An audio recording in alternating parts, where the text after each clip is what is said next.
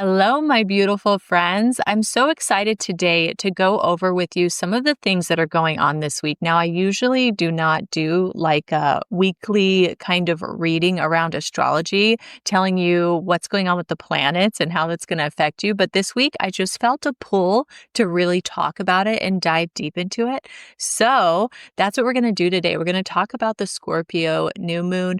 We're going to talk about how this is a time of emotional kind of evening out. Let's call it alchemy, okay? It's a reset, a receive, and a rebuild. That's what's happening this week. And I thought it was just such a beautiful energy that we should talk about it and kind of explain to you maybe why you've been experiencing some ups and downs in your world. So before we get started, my name is Aubrey Bahr. I am a subconscious release technique practitioner, intuitive coach. I love to help women especially move through things and help them find divine purpose in all of the crazy and all of the mess, and even help them to release some old wounds. But guess what? We do it in a fun way. Okay. It is fun around here. It is not depressing. It is not sad. Okay.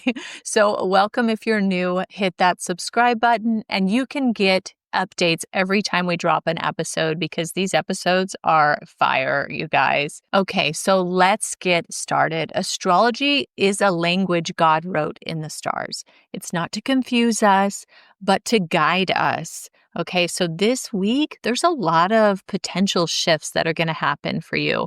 And it's no coincidence that you're feeling like this push or pull energy.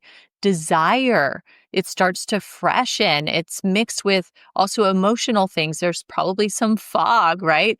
Past wounds might be resurfacing, but that's all a purpose. It's all to let us release and receive. And that is a beautiful tug of war that happens with each of us. And it's very comparable to a feminine and a masculine energy, right? The Scorpio new moon isn't just about setting goals. It's about letting go of the version of you that had to carry it all alone. And that is such a feminine energy thing, being vulnerable to things, receiving things, being able to let go without holding the guilt. So that's kind of where that all ties in. So as this Scorpio new moon comes, that's going to be the 19th and 20th, okay? So that's Wednesday and Thursday this week. And this is going to bring death, rebirth, and renewal. Okay. For the soul-led woman, this is huge. This is something that we want to ride this energy wave. That's how we look at this. It's like an opportunity to do all of these things in a more beautiful and easy way. Okay. Don't misunderstand me. I'm not saying it's going to be easy for everyone. I'm just saying that when we take those energies and we say, okay, I am going to let this thing go I've been holding on to, it makes it easier to let it go in that moment. Okay. So Scorpio as a sign is deep water. It's ruled by transformation, okay, mystery, emotion, power, and yes, death and rebirth. So this new moon in particular is going to be conjunct a Mercury retrograde, right? Because we're in Mercury retrograde right now. And it's going to be opposite or opposing Uranus. Okay, so there's three big things that entails. It means revisiting the past. Okay, sudden truths or breakthroughs. Uranus is very shocking. It's sometimes something shocking happens and doesn't feel great in the moment, but it does help you see more clear, or it does help you say, you know what, I want to live this way, right? And then the third thing is disruption that brings clarity. Okay, that's what Uranus does. It shakes things up. So it's going to be happening with this new moon in Scorpio. So this is not a weak or surface level situation here, okay? This week is for releasing an old identity, a part of you that's been stuck with you for a long time. It's also for feeling the emotions you skipped over while you were busy, quote, keeping it together, right? You had to put on a front. And so you were holding things back. And we all know that when we keep those emotions in our body, they will manifest in some way. And it's usually a sickness or an issue, right? And then the last thing is shedding a skin that's too tight. If you've outgrown where you're currently at, emotionally, spiritually, all of that, at some point you have to release this old identity, this old version of you, and that may feel like you're tight in there. So this is a great time to do that. So you might feel like everything is shifting beneath you, but that doesn't mean you're off track. That's where it gets kind of more in depth. It means you're being recalibrated towards what actually sustains you, not what just looks good on the outside. The reason I didn't want to just do an episode around the new moon and only focus on that energy is because there's so much more going on. And the second part, there's a grand water trine. Okay, this is huge. This is divine timing. The new moon is supported by a beautiful grand water trine. The sun is in Scorpio. Plus, Jupiter is retrograde in Cancer. Okay, and then Saturn is retrograde in Pisces. So there you go. Those are very emotionally in-depth placements. Let's say that. So Jupiter's expansion, right? That's God saying yes to whatever nourishes you. So oh my gosh, that feels really good, doesn't it? And then Saturn is structure. That's God reinforcing what you commit to. And then water in general, this is emotional clarity and healing. This is a divine invitation to stabilize your inner world. The comfort food, the cozy bath, the deep journaling. It's not laziness, it's medicine. Okay, stop looking at those things like you have to earn them. No, this is how you continue to grow in your own body and in your spirit, is by giving yourself these kinds of things that are considered medicine, right? If you've been studying, if you've been rebuilding something or re-strategizing, even in your business or in creative project, this is a great week to lay new foundations. Another thing we want to look at with these placements is that Mercury retrograde and Uranus opposition. Okay, so Mercury retrograde is conjunct the new moon, so it's right next to it. And we're being asked to revisit old wounds, patterns, and mindsets. Uranus, which is often dubbed the Great Awakener, is bringing unexpected shifts, tech issues, revelations, or a strong urge to break free. Now, when I tell you that it's bringing unexpected shifts, I want you to understand that you cannot plan for this. So there's really no reason to over worry yourself or overthink right now, okay? Because no matter what happens, you cannot stop some of these shifts from happening. This is just how Uranus shows up in our lives, okay? So this could be like old relationships resurfacing, especially with that Mercury retrograde, right? This could be unexpected emotions during a task you thought was normal. Anyone ever had one of those before? It's sometimes a little embarrassing if you're in a public place and you just start crying or something because something was triggering you, right? This could also be business plans suddenly changing or needing to pivot. So don't panic, my friend, okay? Let's just pause, breathe, say a prayer. God doesn't cause chaos, but He will allow pressure that births purpose. Okay, and if you are feeling a little disconnected, you guys, I just released my free 7-day nervous system reset. Okay, so I will link that in the show notes. Go grab it. A new video and journal prompt will drop every day for 7 days, and it's an amazing, easy, free thing that you can do for yourself right now. All right, so you're probably asking yourself, what do I do with this energy? Okay. It feels a little crazy right now. And yes, let me tell you, this energy is for you.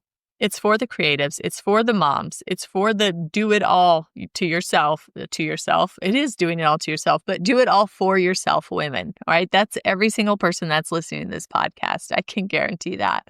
So set your intentions, but hold them loosely. Okay. And be available to receive. That is something that women in particular struggle with. You don't see a man get something and say, oh no, I don't need that. Take it back. Or when they get a compliment, they're not like, oh, this old haircut, these old boots. I'm laughing over here, but it's true. You just don't see that. They just accept it or they laugh it off or they whatever, but they move on. Women tend to block receiving things. And it is such a difficult thing for us to rewire around, but we absolutely can. So, how about right now you focus on being available to receive? If someone wants to give you a tip for something you did for them, and normally you'd be like, no, I mean, I charge what I charge because I charge it, just say thank you. Okay. Think about it that way. Where in my life am I able to receive more? Okay. Because what if I told you that there's so many blessings and so much abundance and everything is coming your way, but you are blocking it? It kind of hurts to think into that, but I see it all the time. And you feel it. I know you do. Because most women, when I tell them that, they're like, yeah, you're right. So let's try to be able to receive right now. Don't be afraid also of the grief or uncertainty that may bubble up. It's old code being rewritten, okay? So don't run away from it. Try your hardest to feel into that. If you feel grief come up and you normally like just, okay, I'm going to push that sucker down. I don't want to see that guy, right? Just feel it.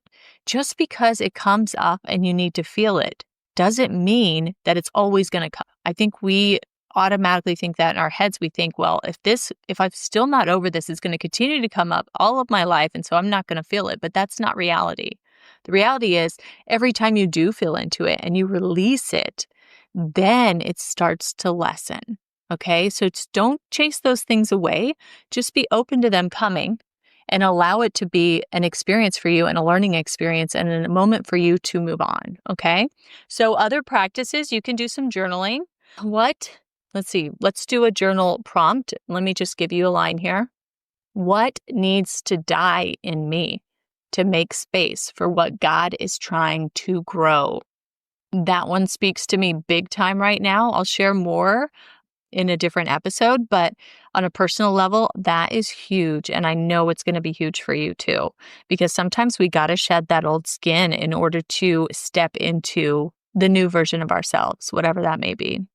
Another thing is grounding. I will never not bring up grounding because adding a simple practice into your life that helps ground your energy is seriously one of the easiest things you can do to move yourself through these emotions and through these kinds of transitions easier. I mean, slowing down your mornings even, just doing some breath work, putting your feet in the dang dirt. I love it. It's one of my favorite things to do. I mean, I feel accomplished when my feet look like I live on the land. Okay. I'm just being honest. Now, here's a business tip for you. Don't force things. Don't force them right now. Really, really cling to that feminine energy of us that allows for us to magnetize people into our worlds. There's a whole other side of business that I have personally had to learn. I mean, I don't even want to talk about how much time and energy and money I've wasted on trying to learn other people's business approach when really all I needed to do was dive into that feminine side of me that naturally attracts people. It naturally puts my podcast in front of people I don't know. It will magnetize people to my social media. And living in that is so much easier than trying to push and market all the things and do all the things. So wherever you're at in your business, don't force it right now.